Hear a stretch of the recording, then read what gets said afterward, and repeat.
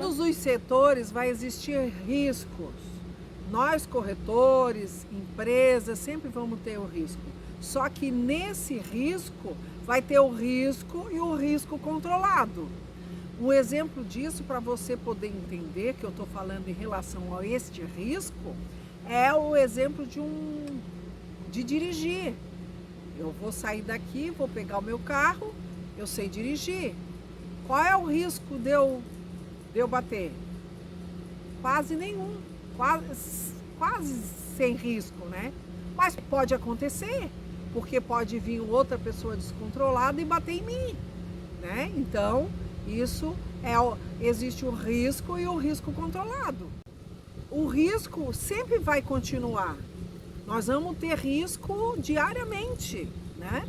Eu posso simplesmente sair também andando aqui e cair, né? Existe esse risco.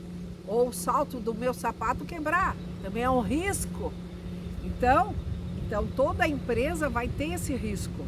Então, a diferença dentro da empresa é você existir esse risco e ter o controle dos riscos, né? Então, quando nós pegamos o imóvel, nós já temos que seguir uma parte correta dentro do gerenciamento. E como é que você vai transformar esse risco em risco que fica um risco controlado no seu dia a dia dentro das empresas, né? Seja lá corretor ou empresa, nós temos aí diariamente os riscos que nós podemos passar. Como é que nós vamos minimizar esses tipos de riscos, né? Então, existe dentro do gerenciamento de uma empresa a padronização, o atendimento humanizado, né, que vai fazer parte lá de dentro desse gerenciamento. São ferramentas que vão te ajudar no seu dia a dia para minimizar o risco.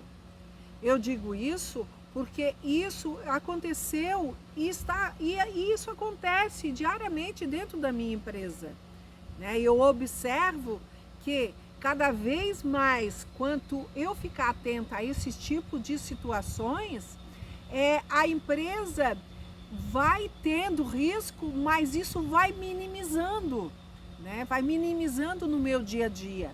Exemplo disso eu dou quando na parte de vistoria do imóvel, né? Uma vistoria de imóvel, o inquilino vai lá, ele visita o imóvel, ele vai entrar no imóvel, ele estabelece uma data lá para entrar no imóvel, vai ser entregue essa vistoria. Antes, nós não estabelecíamos uma data para esse inquilino entregar a vistoria. Hoje nós já estabelecemos uma data. Mas por quê?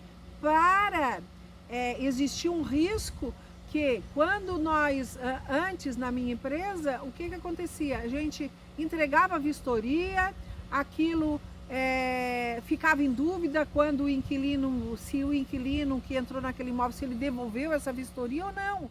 Tinha que ficar cobrando deste inquilino, isso fica muito desagradável, né, para o dia a dia.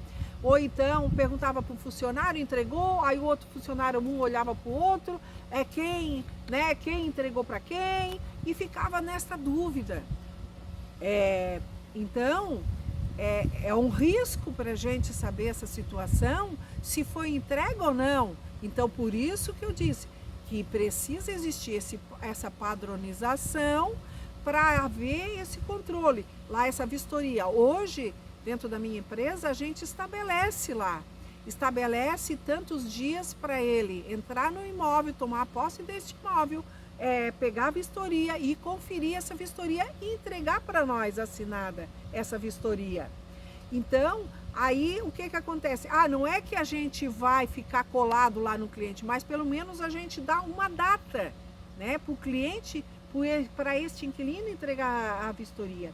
Se ele não entrega a vistoria naquele prazo que a gente estipulou, o que ele faz? Ele mesmo, antes nós tínhamos que ligar para correr atrás do inquilino para ele devolver a vistoria. Hoje são eles que nos ligam e dizem: olha, não deu para eu conferir aquela vistoria, né? Aquela vistoria e entregar para vocês naquela data que foi combinado. Tem como eu ter mais uns 2 dias para eu terminar de conferir e entregar para vocês? Tem, né? Tá vendo aí a questão do risco? Do risco dele não entregar, né? E o risco dele entregar naquela data que a gente estipulou, né? Porque teve situações que ocorreu até do inquilino na hora da desocupação, porque essa não tinha esse controle, né? O risco de não ser controlado essa entrega da vistoria. Quando ele saiu, ele ameaçou que a gente estava cobrando tal coisa por causa da vistoria, e ele ameaçou em colocar na justiça uma ação, né? Então, se a gente estabelece essa data X para ele entregar essa vistoria, e se ele dissesse, olha, essa vistoria, esse tal item aqui não está, eu não estou de acordo com aquilo que vocês colocaram aqui no escrito. Então, o que é que nós vamos fazer? Nós vamos até o local com ele e nós vamos ver essa situação e vamos resolver.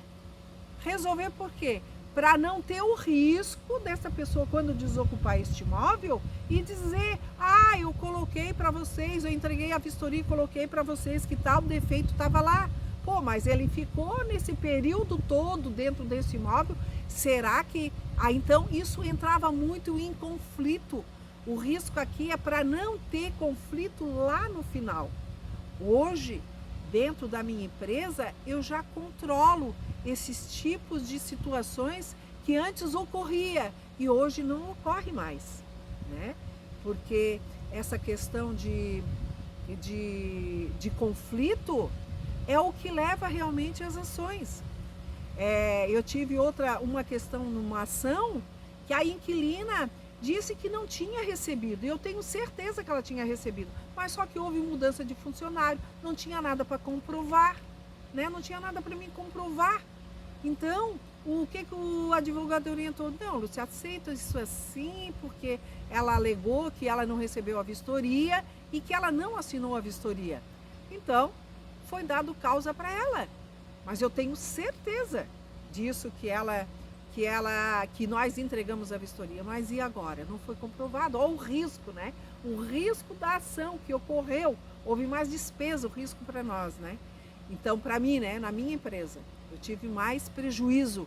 Eu tive mais prejuízo com essa locação do que lucro, né? Se eu for somar tudo aquilo no período que essa inquilina ficou, porque ela não ficou um período completo de 30 meses, né? Então,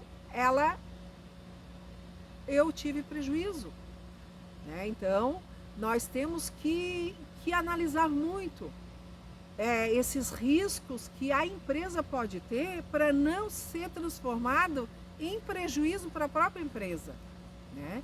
Prejuízo também para o locador, né? No caso também, que pode ocorrer situações que o locador pode ficar prejudicado por causa desses tipos de risco que nós temos no nosso dia a dia.